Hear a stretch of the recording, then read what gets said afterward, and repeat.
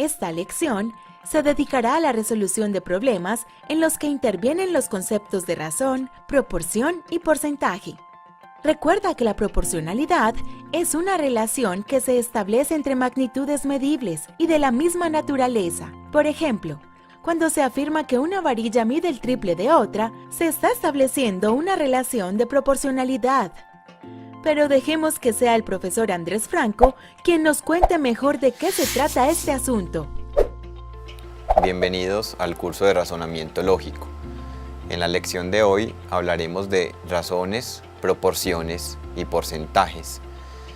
Estos temas están relacionados con las fracciones. En el examen de admisión nos vamos a encontrar muchos problemas en los que tenemos que tener un buen manejo aritmético de las fracciones.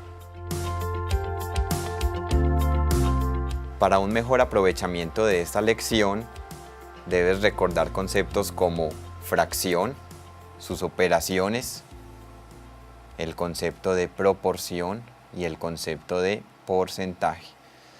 Si la unidad la dividimos en varias partes iguales, entonces al tomar una o más de esas partes, se dice que tenemos una fracción. Por ejemplo, 3/4 es una fracción que indica que de las 4 partes en las que se ha dividido la unidad, se han tomado 3. Esto lo podemos representar de la siguiente manera. Si tomamos una unidad y la dividimos en 4 partes iguales y de esas partes tomamos 3, decimos que hemos tomado una fracción de la unidad. Esta fracción la representamos como 3/4 o 3/4. En una fracción m sobre n, en la que m y n son enteros positivos y n es diferente de 0, a m se le denomina numerador y a n denominador. M es quien numera las partes que tomamos de la fracción y n es quien denomina en cuántas partes dividimos la unidad. Como suele suceder en matemáticas, el concepto de fracción se generaliza a m y n enteros, con la única condición de que el denominador sea diferente de 0. En la fracción m sobre n, el numerador y el denominador son números naturales. Se distinguen dos casos. Cuando m es menor que n, es decir, cuando el denominador es más grande que el numerador, se dice que la fracción es propia. Cuando m es mayor o igual que n, es decir, cuando el numerador es mayor o igual que el denominador, se dice que tenemos una fracción impropia. Por ejemplo, cuando tenemos esta fracción, 7/5.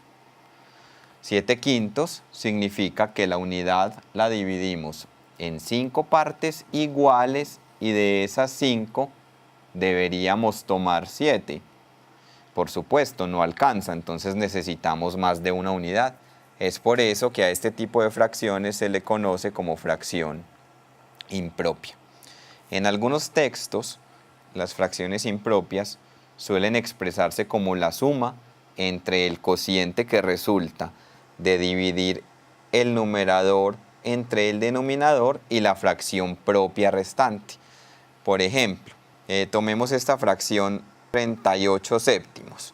Cuando nosotros hacemos la división, lo voy a hacer por aquí en el lado derecho, 38 lo dividimos entre 7, el 7 cabe en el 38 5 veces, 5 por 7, 35, y a 38 nos faltan 3 unidades. Entonces decimos que el cociente es 5 y aquí tenemos el residuo sobre el divisor.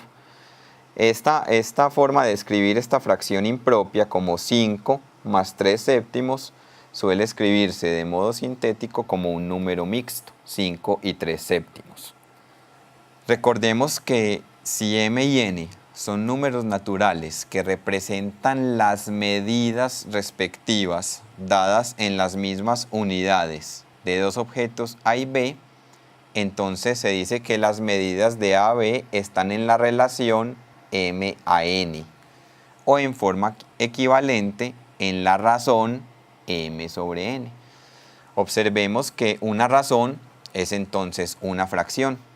Es por esto que para comprender muy bien el tema de razones, proporciones y porcentajes, debemos tener una gran claridad sobre lo que es una fracción.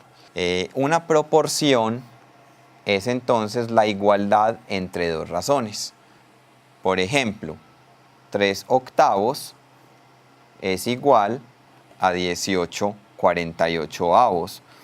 En el lenguaje de las proporciones, esto lo leemos como 3 es a 8, como 18 es a 48. En una proporción de esta forma, los números m y q se llaman extremos, mientras que n y p, este y este, se llaman medios.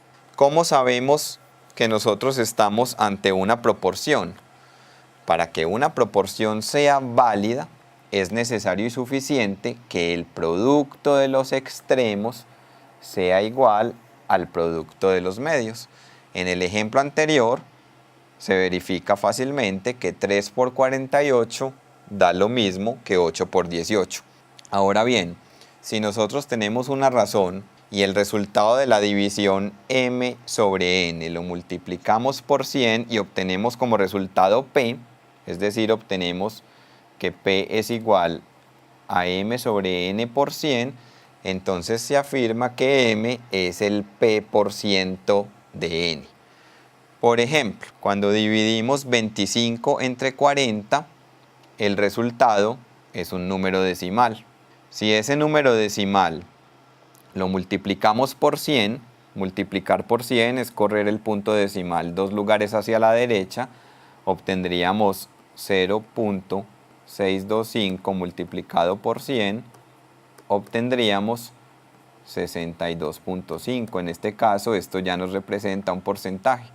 Es decir, lo que estamos diciendo es que 25 es el 62.5% de 40. De manera similar, cuando hacemos esta división que aparece aquí, como es una fracción impropia, el resultado es más grande que la unidad. Para aclarar bien esto, lo que acabamos de decir es que 25 es el 62.5% de 40, como observamos aquí, y 40 es el 160% de 25. ¿De dónde salió este 160%? Recordemos que había la división de 40 sobre 25 había dado 1.6. Para hablar de porcentaje multiplicamos por 100 y al multiplicar por 100 necesitamos correr el punto decimal 2 lugares hacia la derecha. Cuando lo corro un lugar obtengo esto y como necesito correrlo a otro lugar, entonces debo agregar un 0. Y con eso obtenemos lo que dijimos arriba, 40 es el 160% de 25. Es importante que recordemos que entre fracciones pueden hacerse las 4 operaciones aritméticas. Podemos sumar fracciones, podemos restar fracciones, podemos multiplicarlas y dividirlas.